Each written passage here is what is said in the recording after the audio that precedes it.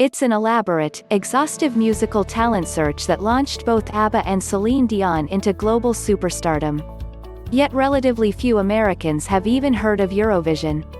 That's all about to change, though, with the release of Will Ferrell's new Netflix movie, Eurovision Song Contest, The Story of Fire Saga, a loving comedic tribute that captures the event's essence by getting the music pitch perfect.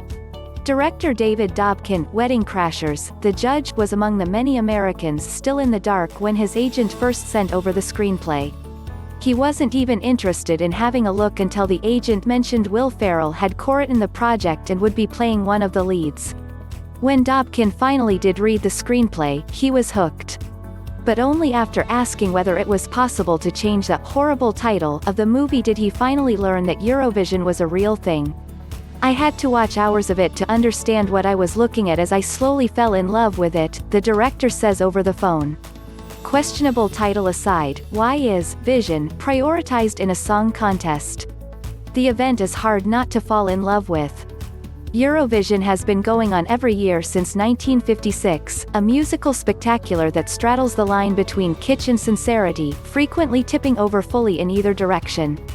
Musicians from every corner of the world vie to represent their country in the contest, with the winner receiving international bragging rights and an invitation for their country to host the following year's festivities. The idea for a Eurovision movie came from Ferrell, who has spent summers with his family in Sweden for the past 20 years, and never misses Eurovision.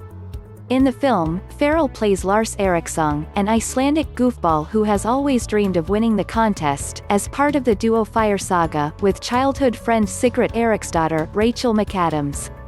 Eurovision follows the year Fire Saga finally does enter the competition, at which point you better believe shenanigans ensue.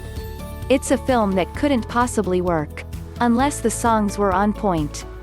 Photo, John Wilson, Netflix. Rather than make savage fun of Eurovision, and its 182 million annual viewers by proxy, Dobkin wanted to make sure he accurately captured it. The songs in the film are authentically hummable, frequently synth-accented, poppy earworms of every genre.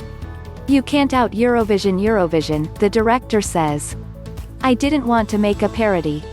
I didn't want it to be Dick in a Box. I wanted the songs to be humorous, but I wanted them to be legit." The road to legitimacy, as it turned out, was paved with ringers. Dobkin brought on board Savan Kotecha, the songwriter and producer behind some of Ariana Grande's biggest hits, along with legendary hitmaker Max Martin and some other Swedish Svengalis, many of whom have secretly written songs for Eurovision at different points in their careers.